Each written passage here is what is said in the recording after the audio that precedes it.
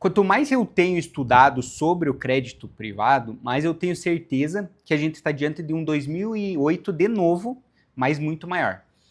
Antes só de falar sobre isso, eu quero falar aqui que entra um fator muito mais preocupante que naquela época de 2006, 2007. Eu acredito que vocês já sabem, eu já falei várias vezes sobre vários problemas que a gente está vivendo nos Estados Unidos, na China, enfim, no mundo inteiro. Mas eu queria alertar aqui que, por exemplo, em 2008, apesar de toda a inadimplência, apesar de todos os problemas que geraram toda a crise imobiliária, a dívida do cartão de crédito estava controlada. Em 2009, isso estourou, mas por um fator bem óbvio. Tudo caiu, as pessoas perderam casas, perderam emprego, e daí, obviamente, se você precisa decidir entre pagar o cartão de uma compra que você fez meses atrás ou ter o que comer, você vai adiar o pagamento do cartão até ajeitar toda a tua situação. Só para você ter ideia, em 2009, o número de pessoas inadimplentes chegou a 11% da população. Só que hoje, o número percentual de inadimplentes, e aqui a gente considera inadimplentes com dívida acima de 90 dias, está em 14%. Em regiões mais pobres dentro dos Estados Unidos, está acima de 20%. Mas dentro desse dado tem uma coisa que eu considero muito importante. Porque em 2009, as pessoas estavam lascadas porque elas não tinham emprego e a taxa de desemprego dos Estados Unidos estava em 10%. Só que hoje a gente está com um percentual maior de pessoas endividadas, maior que 2009, e essas pessoas estão empregadas. Então, imagina se elas perdem o emprego ou perdem a casa. Então, eu dei essa introdução só para mostrar para vocês por que eu acho que a gente está numa situação extremamente complexa. E eu vou dizer o que eu acho que pode desencadear o início desse estouro dos problemas no mercado, e é o crédito privado. Ele é um mercado que cresceu muito nos últimos anos e que hoje já movimenta cerca de 3 trilhões de dólares. Esse é o crédito privado. Então, depois da crise financeira de 2008, os bancos tradicionais eles tiveram que operar sobre regras muito mais rígidas. Os reguladores, principalmente o Fed, criou limites de alavancagem e houve diversas restrições para o balanço dos bancos, e com isso impactou na forma com que eles concedem crédito para outras empresas e outros locais. O problema é que a demanda por crédito nunca desaparece. As empresas continuam precisando de financiamento para crescer, elas precisam às vezes refinanciar dívidas ou simplesmente precisam de crédito para continuar operando. E quando os bancos tradicionais deixam de oferecer esse crédito, outros agentes aparecem para ocupar esse espaço. E foi exatamente isso que aconteceu. Então foi aí que surgiu o crédito privado. Eles são fundos que captam recursos, que geralmente essa captação vem através de fundos de pensão, seguradoras, family offices, e eles usam esses recursos para emprestar dinheiro para empresas, e essas empresas fazer alguns outros investimentos, né? Então esses fundos funcionam basicamente como um sistema bancário paralelo. E claramente isso atrai o interesse dos investidores, porque não é necessário ter toda a infraestrutura bancária, mas você pode colher dos mesmos benefícios que um banco. Então, vamos ao ponto central. Eles emprestam dinheiro diretamente para empresas, muitas vezes empresas que os bancos tradicionais não querem financiar por considerarem arriscadas demais. Então esse crédito ele busca com certeza retornos maiores para os investidores do que o banco. Mas existe um detalhe importante, esse mercado tem muito menos transparência, muito menos regulação e, com certeza, muito mais risco. E ele cresceu extremamente rápido na última década, pegando esse bonde dessas empresas que precisavam de capital. E para você ter uma ideia de quão rápido está crescendo, esse movimento saiu de 500 bilhões de dólares há 4, 5 anos atrás e hoje, como eu falei, já ultrapassa 3 trilhões. E para colocar isso em perspectiva, o mercado de hipoteca subprime, que desencadeou a crise de 2008, tinha aproximadamente 1,3, 1,4 trilhões de dólares no ápice, no auge. Ou seja, o mercado atual de crédito privado é mais que o dobro daquele que desencadeou a maior crise financeira das últimas décadas. Só que isso por si só não significa que a gente vai ter uma crise, né? Claro, mas significa que existe um nível de risco sistêmico crescente que ainda não está sendo amplamente discutido pelas pessoas e pelos investidores. E nos últimos meses, alguns sinais começaram a surgir dentro desse mercado específico, sinais de estresse. Foram relatórios de grandes bancos que começaram a apontar que as taxas de inadimplência estão subindo significativamente. Algumas estimativas falam em defaults próximo de 15% em alguns segmentos. O que isso significa? Que uma parcela relevante dos tomadores de crédito simplesmente não consegue mais pagar as dívidas que eles têm. Eu já até falei sobre os problemas que a BlackRock teve com seus fundos de crédito privado. E agora a Blackstone, que é um fundo de private equity, ele começou a sofrer resgates massivos, chegando na casa dos bilhões. Você já vai entender o que o private equity tem a ver com o crédito privado. Só que, por exemplo, o que a BlackRock e Blackstone fazem? O que esses fundos fazem para lidar com problemas de inadimplência? Então, a maioria usa uma ferramenta que basicamente só joga o problema para frente, empurra o problema com a barriga. Funciona assim: quando uma empresa não consegue pagar os juros de um empréstimo, em vez de declarar inadimplência, os juros são simplesmente adicionados à própria dívida. Ou seja, a dívida cresce e faz com que fique mais difícil da empresa conseguir pagar. Então imagina um financiamento de 10 milhões de dólares. Se os juros anuais são 700 mil dólares e você não consegue pagar, esse valor simplesmente é adicionado ao saldo da dívida.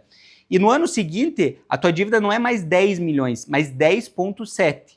E no outro ano, ela continua crescendo. Esse tipo de estrutura ela funciona enquanto o crédito continua disponível e o mercado continua refinanciando essas dívidas.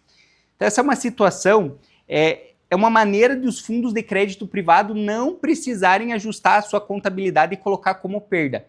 Os bancos tradicionais, por exemplo, têm outras regras. Se a pessoa deve por mais de 90 dias no cartão de crédito, essa dívida já vira prejuízo para o banco. Depois, se ele conseguir cobrar, daí ele coloca como entrada.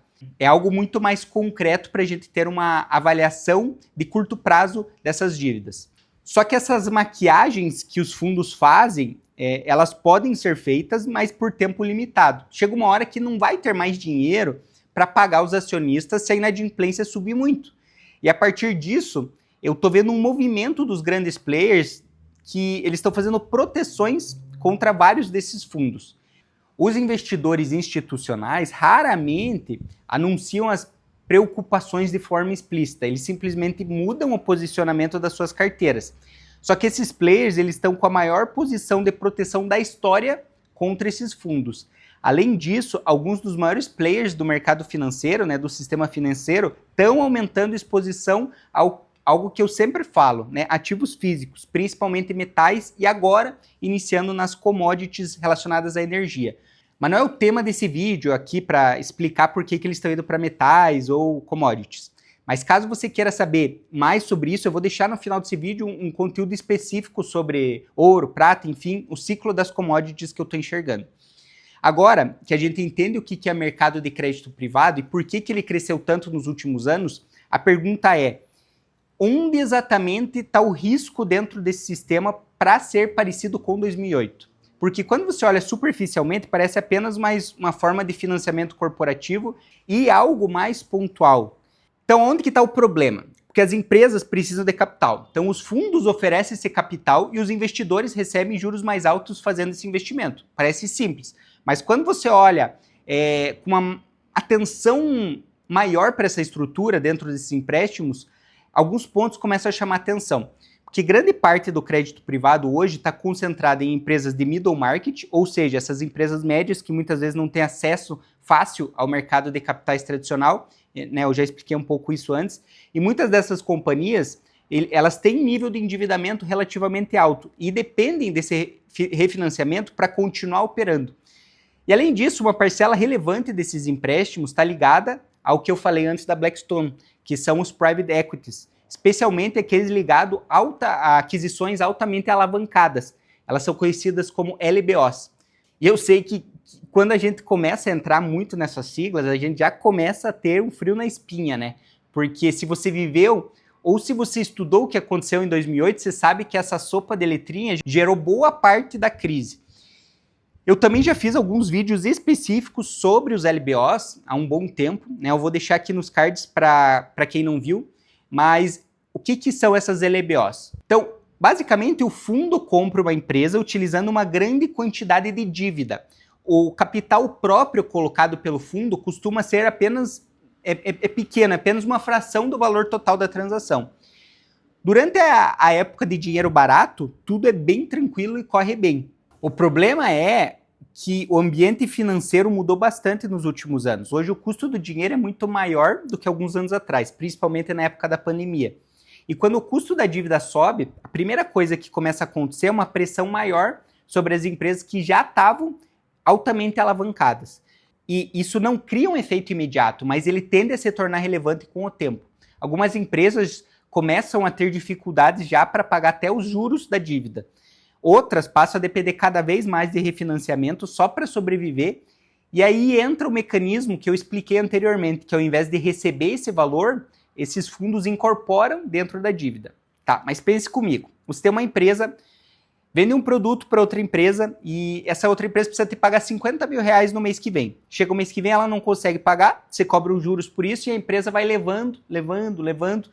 Se em algum momento você começa a ficar com problema de caixa na tua empresa, você vai em cima dessa empresa para cobrar sua dívida.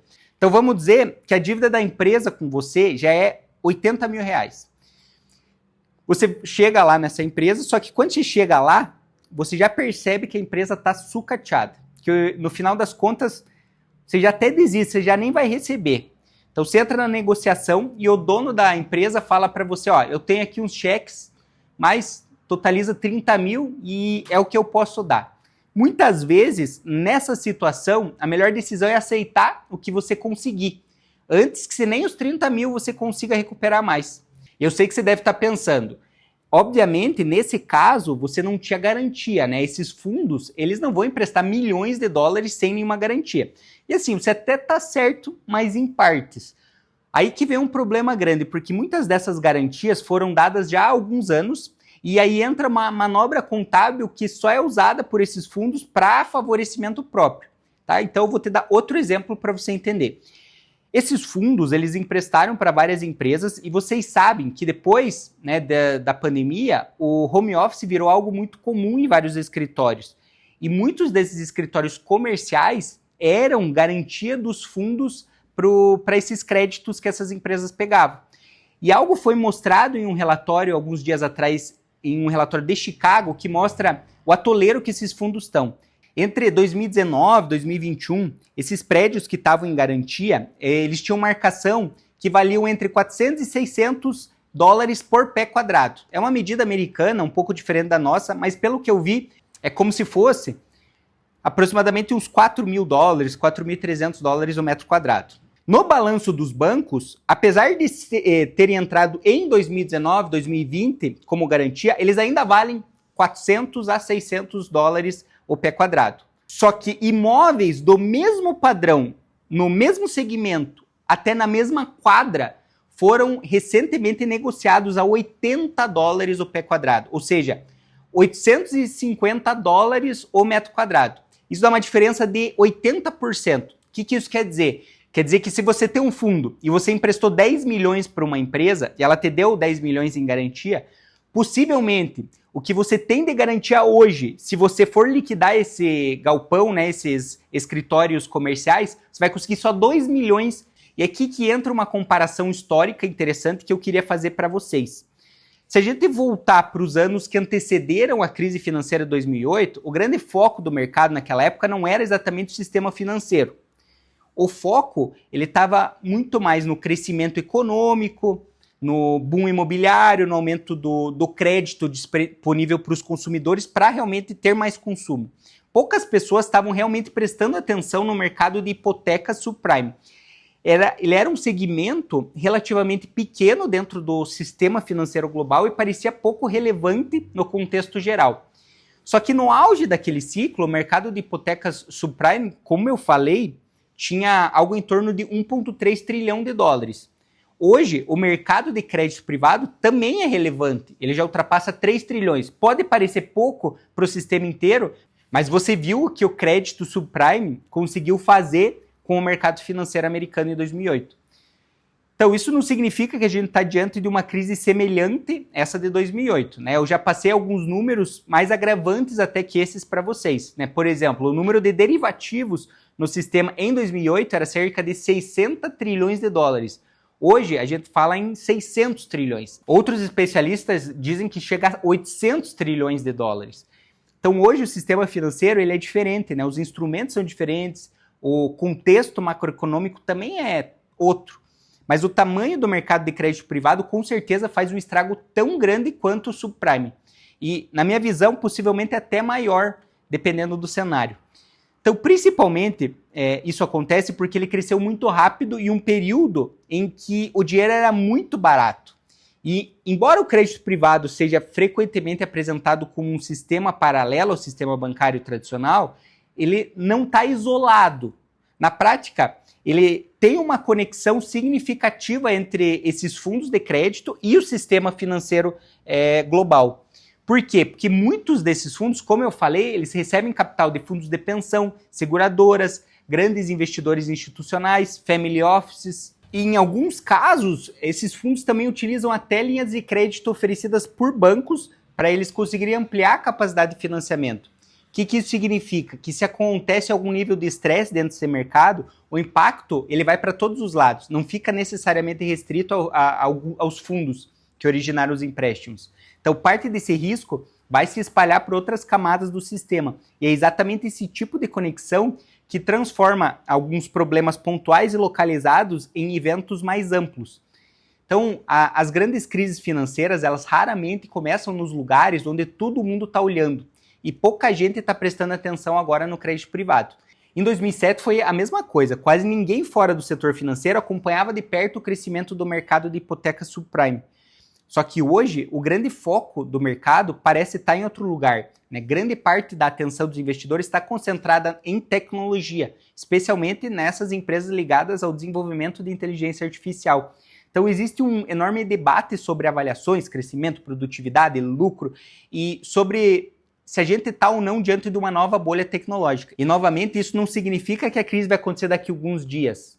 Tá? O sistema ele já mostrou que ele pode suportar tempo suficiente sobre uma enorme pressão. Mas, por outro lado, na minha visão, mostra que existe um pedaço importante do sistema financeiro que se expandiu de forma significativa nos últimos anos e, como eu falei, num ambiente de juros baixos e agora precisa operar num cenário completamente diferente. E quando os ciclos de crédito mudam, os efeitos costumam aparecer primeiro nos lugares onde o endividamento é maior e onde a capacidade de refinanciamento é mais limitada. Ou seja, ninguém está olhando para o crédito privado, assim como ninguém está olhando para o subprime. Por isso, talvez a pergunta mais interessante seja outra. Será que a gente está prestando atenção nos lugares certos dentro do sistema financeiro? E bom, ter uma carteira bem estruturada para surfar esses momentos de incerteza do mercado é importante. E é importante entender a gestão de risco dela. E essa incerteza ela envolve estar preparado para uma crise muito parecida com a que aconteceu em 2008. Na minha visão, vai faltar liquidez no mercado, o mundo vai correr para o dólar no primeiro momento e todos os ativos vão acabar caindo. Só que nesse momento é importantíssimo entender o risco que você está com seus investimentos. Entender o que você pode fazer para a tua carteira estar melhor preparada para esse momento e, principalmente, fazer o seguro dessa carteira. Hoje os mercados estão dando resultados gigantescos para os investidores. Por exemplo, a minha carteira em 2026, só janeiro e fevereiro, por exemplo, claro, ela está direcionada para commodities, principalmente metais e energia, mas o resultado dela nos 2 primeiros meses do ano foi de 18,6%. Isso é uma carteira como um todo, tendo renda fixa na carteira. Então não custa você pegar parte desse lucro que o mercado está te dando e fazer proteções. E a dúvida que mais chega até mim é quanto que eu vou investir para me proteger. Então eu vou dar um exemplo aqui. Geralmente, você vai investir cerca de 0,1%, 0,25% por mês do que você tem em risco, né? Dependendo da agressividade da tua carteira. Então, por exemplo, para ficar mais fácil, se você tem 100 mil reais, mas 50 mil reais em renda variável, a gente só precisa proteger os 50 mil reais da renda variável. Vamos dizer que tua carteira é super agressiva e você precisa proteger investindo 0,25% ao mês. Isso dá 125 reais. Então, assim, é super barato fazer a proteção e isso vai te dar muito menos dor de cabeça no longo prazo. E além disso, é importante entender o risco da moeda. Muitas vezes você vai ganhar 15% ao ano em renda fixa, mas a tua moeda historicamente desvaloriza 12% ao ano frente ao dólar. Você precisa saber se realmente você está ganhando dinheiro com essa situação. Bom, mas enfim, não é esse o tema. Estar com a carteira protegida envolve várias análises e caso você queira falar diretamente comigo para eu entender como que está a tua carteira nesse momento, eu deixei um formulário aqui embaixo na descrição. clica nele e responde, é super rápido, e aí eu entro em contato com você nos próximos dias. Bom, eu acredito que eu passei a minha visão e o que eu queria com esse vídeo, né? Eu espero que você tenha gostado e qualquer dúvida eu estou à disposição aqui embaixo nos comentários. Boa semana e ótimos estudos!